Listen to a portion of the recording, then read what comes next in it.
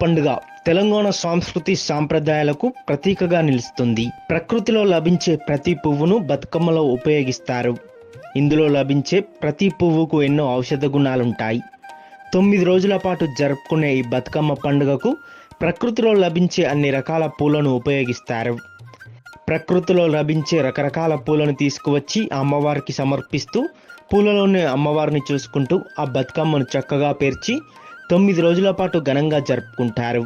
ఈ 9 రోజులు జరుపుకున్నటువంటి బతుకమ్మకు ఎన్ని రకాల పూలైతే మన ప్రకృతి మనకు ఈ సీజన్లో ప్రసాదిస్తుందో, అసలు ఇది ఒక చక్కటి కాలం.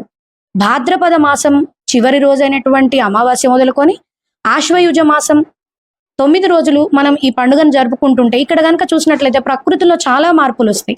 చక్కగా వర్షాలు పడి ఎక్కడైనా కూడా భూమి చక్కగా పచ్చని ఒక పచ్చదనంతో పులకరిస్తూ పూలన్నీ కూడా పూర్తిగా వికసించి ఉన్నటువంటి సందర్భంలో రకరకాలైనటువంటి పూలను తెచ్చి అమ్మవారికి ప్రసాదిస్తూ ఆ అమ్మనే పూలల్లో చూస్తూ పూలే అమ్మగా మనకు కనిపిస్తున్నటువంటి ఆ బతుకమ్మను పేర్చి 9 రోజులు పూజిస్తూ చక్కగా పిల్లా పాపలందరితో జరుపుకోవడం అనేది ఒక చక్కటి వాతావరణాన్ని ఈ 9 రోజులు మనం బతుకమ్మ పండుగ సంబరాలుగా జరుపుకుంటాం.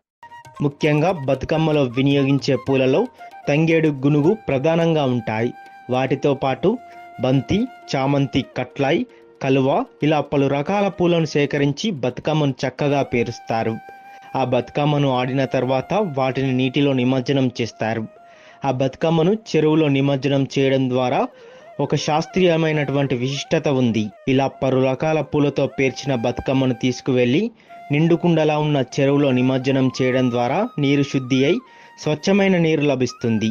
నీటిలో ఆక్సిజన్ శాతం సైతం పెరుగుతుంది. ఆ నీటిని తాగిన జంతువులు, పక్షులు ఆరోగ్యంగా ఉంటాయి.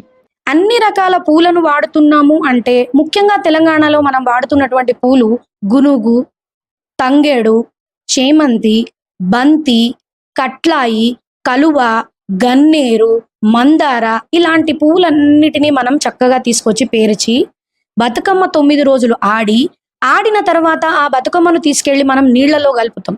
నీళ్లల్లోనే కలపడానికి కారణం ఏంటంటే ఇప్పుడు మనం చెప్పుకున్నట్టుగా బంతి, తంగేడు, గునుగు ఇవన్నీ కూడా ఊరి చివరలో కంచెలలో మొలిచేటువంటి ఒక ఔషధీయ మొక్కలే. ప్రతి మొక్కకు ఒక ఔషధీయ విశిష్టత ఉంటది.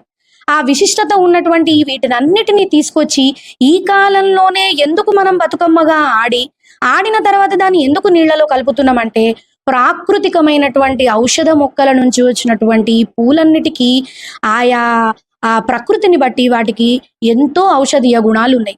కొత్తగా ఎక్కడెక్కడి నుంచో వర్షాకాలంలో వచ్చి చేరిన కుంటలలో నీళ్లన్నీ కొంత విషపూరితాలై అయి ఉంటాయి కాబట్టి అలాంటివన్నిటినీ పారద్రోలి ఇప్పుడంటే మనకు రకరకాలైనటువంటి నీటి వసతులు ఇంటికే నీళ్ళు వస్తున్న క్రమంలో గాని పూర్వకాలంలో చెరువులు, కుంటలు మాత్రమే మనకు నీటి యొక్క వనరులు. కాబట్టి వాటినన్నిటినీ చక్కగా ఔషధీయంగా చేసి వాటిని ఒక మంచి వాడుకంకి ఉపయోగించుకునే నీళ్లలాగా చేయాల్సినటువంటి ఉద్దేశం వెంబడి ఈ చెట్లకు పూల్చిన పూలన్నిటినీ మనం అమ్మవారిగా పూజించి వీటిని చివరికి ఆ నీళ్లలో కలపడం ద్వారా అవి చక్కగా ఒక ఔషధీయమైనటువంటి జలాలుగా మారి చివరికి అవి త్రాగినటువంటి మనం గాని పశుపక్షాదులు గాని ఆరోగ్యంగా ఉంటాయి అనేది ఒక శాస్త్రీయమైన లక్షణంగా మనం ఇక్కడ చెప్పుకోవచ్చు.